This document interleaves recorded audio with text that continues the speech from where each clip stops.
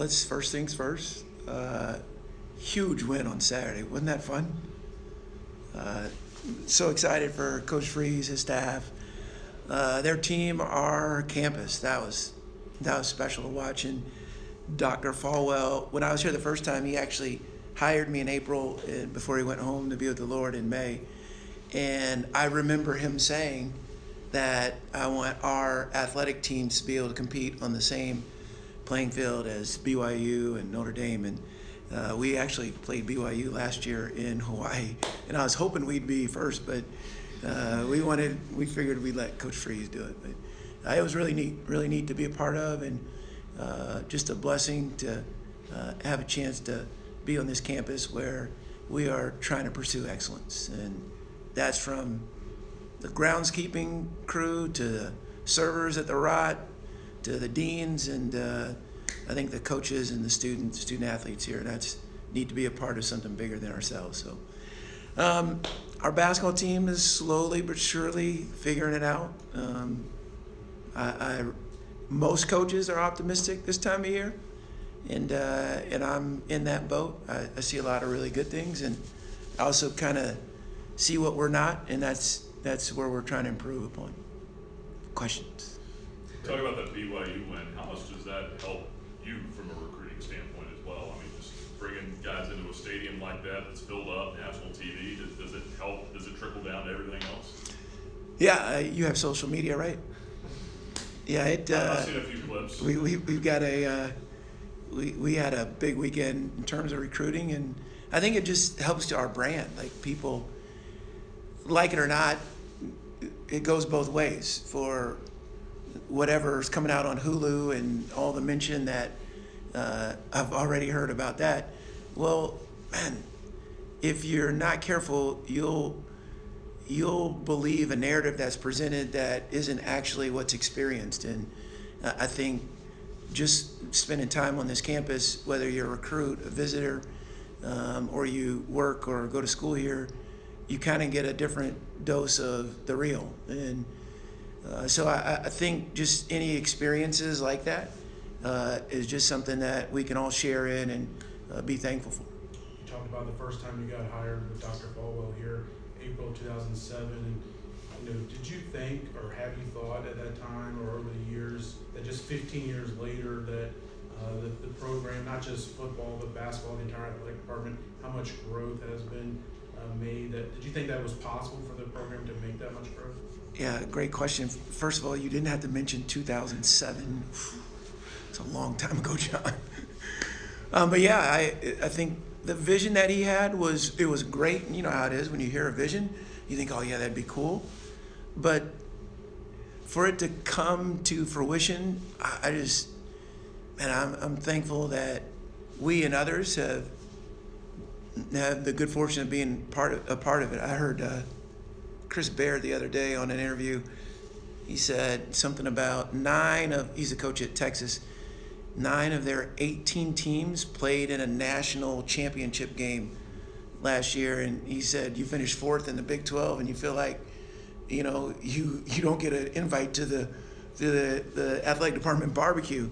And when you heard Joseph say, we didn't make it last year, we're disappointed.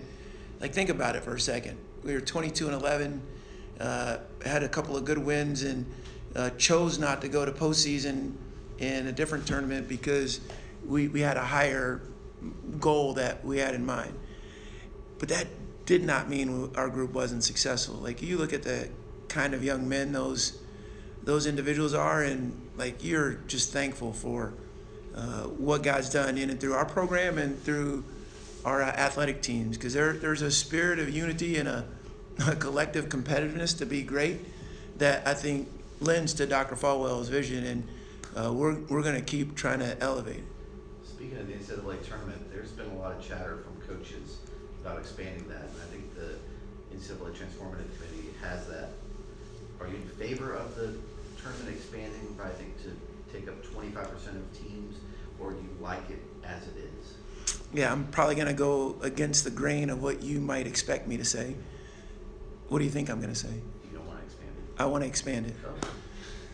told you I'm right. I've been with you now for like 7, 8 years, Dave. I kind of know what you're going to ask. I'm surprised you didn't give me the exact numbers. But it's getting harder and harder for a mid-major to schedule. I mean, just read the articles. The narrative at the high major level is, and if you don't know about the net ranking, you can just, you'll Google it, and I'm sure you'll find some more information. The high majors are playing quad ones and quads fours, because the fours, you have a chance to, in some of those games, to elevate your efficiency stats or ratings, and there's no real deterrent for playing a quad one and losing. So it's hard for a mid-major to be a quad one. Like, we don't get those games in league, so we're going to be a quad two or quad three to them, and why take the risk of losing that game? Not saying that they would, but so you'll see all across the country, mid-majors have had a really difficult time finishing their schedules, and I think it's built for the high majors to manipulate the net, and that's why I'd be in full favor of expansion. I'll again reference Joseph's comment. 22-11, we had a really good team. We lost to Bellarmine in a really good game, and they deserved to win. Yet, boy, you go through a season like that, not that we would have been an at-large candidate, but maybe a win or two in the non-conference against Stanford or BYU or something like that. Maybe that would have moved the needle and given us a greater margin for error. There's no margin for error at the mid-major level unless you've done something exponential in the non-conference, and those opportunities are drying up. So absolutely, I'm in favor of it. I don't care if it goes to 72, 96, or I heard Scott Drew say 126. Is that 64? 128. Sorry. Yeah, so I'd be in favor. In terms of the scheduling part, is there value at all? I mean, I don't know all how to get the rankings up, but is there value to high-end mid-majors scheduling other high-end mid-majors, if nothing more than battle-tested? That's what we're left with. That's why we scheduled Bryant in the Hall of Fame Classic in Springfield. They were in the tournament last year, and them or Vermont, depending on which publication you read, are preseason favorites in their league. Oral Roberts, preseason favorite in their league, and we're going there. So we have attempted the Cancun Classic. We attempted, and I mean this when I say it, almost everyone, and it's the unintended consequence for having a few wins, but it's our lot right now. So Derek Johnston, one of our associate head coaches, he literally spends I'll say 4 or 5 days a week trying to inquire about different scheduling opportunities, and again, it takes two to tango. So, but it's not for lack of effort. You know, Coach, I know you talked a little bit about what you saw from your team. You said you were optimistic. What are some of the positives and the negatives that you've seen from your squad so far? There's a collision of experience and youth, talented youth, that I think we're the benefactor of. Like I say this a bunch, so forgive me if it sounds redundant, but our guys are standing on the shoulders of those that have gone before them, and there is a great appreciation for that. So the Kyle Rhodes, Blake Prestons, Darius McGee, Shiloh Robinsons, the guys that are long in our program in years, man, they've done a great job of trying to continue to coach Brody, Joseph, Zach, Ben, Colin, and I think there's a combination of groups that when they're together, we look good. Still trying to create a synergy amongst the starters, the guys coming off the bench, and maybe guys carving out a different role than what they had envisioned when they got here, and that's a delicate balance. But I love our group's attitude. It is a fabulous collection of individuals that are really committed to being a part of a team. Weaknesses, I especially noticed a weakness after I came back from Charlottesville's practice with Coach Bennett. They defend like we hope to, and so we're pursuing a different standard that way. You mentioned a trip to Springfield, or is there going to be time to go to the Basketball Hall of Fame up there, or anything planned around that at all? Yeah, I hope so. Not like I'm getting to Springfield every other day. And right. In December, I think it might be chilly, and there may not be anything else to do. So yeah, I think that's a part of the game. And again, it's a privilege to be invited to that. Saw the news of, what was it, McKay Madness coming out this weekend. Could you give some background info to what that's all about? And is that past your bedtime? Sad but true. Yeah, I don't know why we had to call it that. When you go to a football game and you see our students at football games, oh man, like it's a beautiful thing. So whatever we can do to kind of recreate that in a shorter version of the night. Football games usually last 3 to 3.5 hours. If Matt Warner and Joe Yock are calling it, it tends to be a little longer than shorter. But sorry, Nick, I should have included you in that. Emily, York. Anyway, I hope that we can generate some familiarity, like in football they wear helmets, basketball they don't. So maybe there's a greater opportunity for connection with our guys, because I think our guys really feel privileged. I think our whole athletic department and student athletes have this mantra that we are proud to represent Liberty, and we just want to be one Liberty. And that was just a chance to. Students tend to stay up a little later than grown-ups, so we were trying to accommodate some of their bedtimes. I don't know why we got that name though. Joseph mentioned how this team's a little bit older now, and you go back to that 1920 team when you guys were old. 1920. Oh, 19. 1920 team with Caleb, Georgie, Scotty, Mayo, and you have a similar number in terms of old players on this roster. Do you sense any similarities to those two teams? I'm not going to get tricked by that question, because that's going to put the expectation of first round win in the NCAA tournament, and you'll say McKay said. So yeah, now every team's different, Dame. I think you're right. I do see some similarities. We're different in terms of how we play offense because we have Darius. That group was a little bit more reliant and balanced in scoring. Darius can literally go for 30 on a given night. And he has a really good evaluation of what the defense has given him. So some nights it necessitates him scoring that many points. Other nights they're going to make us have somebody else beat him. But on the defensive end, that team was a little bigger, more physical than our current team, and that's what we're working towards. So yes, I see some similarities in terms of age and experience. But I do think every team's different, and it is incumbent upon us as coaches to find our strengths and play to them.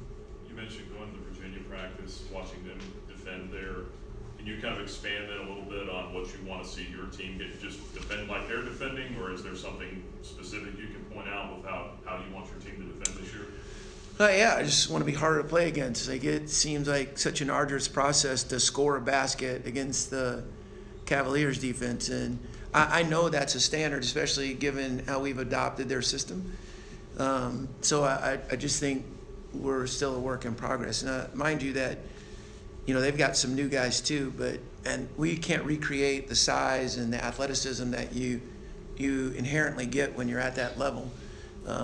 But I do think we can be a version of the Pac defense that can make us harder to play against than we currently are. A follow-up to that, I know Joe mentioned that he's trying to kind of get that balance of his own, defense, but then being more of a team defender too. What ways do you want to see him do that? I don't know. Like, that guy is a special defensive player. He owns it, and he takes as much pride in that end of the floor as most people do off the shine they get when the ball goes in the hoop. And he's just such a selfless player. How does he get better? He has a tendency to try and do too much because of how much he owns it. So just being a little bit more disciplined, but look, I trust him. And sometimes, like, we get in this lane of not wanting our guys to make a mistake or to play perfect. Like, that never happens. We don't live our lives that way. We can't go through our days without a wrong thought or action or some kind of scene in our story that we would have done differently. Well, a basketball game is similar. So I want those guys to play in freedom, but I trust him enough that he can go outside of the system and still make a difference that impacts positively to our group. Coach, I know we talk a lot about what Darius does on the court, but what are some of the things that he does off the court that help you as well as the team? Well, he came back. That helps us. Darius is unique. We've got a couple of guys, I think, I call them generational. I don't know if I'll coach another Kyle Rode anytime soon because of his leadership gift. Darius McKay is as humble as the day is long. You guys, he could literally have gone anywhere. He won't say this, but I know he could have taken and signed a pro contract days after the season ended last year. Like who doesn't want to play for money for something they've invested nearly their whole lives in? So his humility is infectious. I think his ownership in, hey, I'm not where I want to be at as a basketball player, is a great testament to our guys about being process oriented, not outcome based. And I think he's a great representative. Not perfect. He needs to sleep more. I can give you a list of those things too, but I love him. I love him. His teammates love him, and I'm really glad that we get another year to enjoy together. What motivation or impact then does that have on you personally and your coaching staff? In what terms? In terms of being as good as you can be, if that's the attitude you have. I wake up motivated. Like that doesn't. I'm inspired by our guys and their selflessness and their willingness to be a part of something bigger than themselves. I want to win every game. I want to be in the Final Four. I don't think you can do this from the seat that we as coaches are in and not want to be the best, not want to experience the NCAA tournament.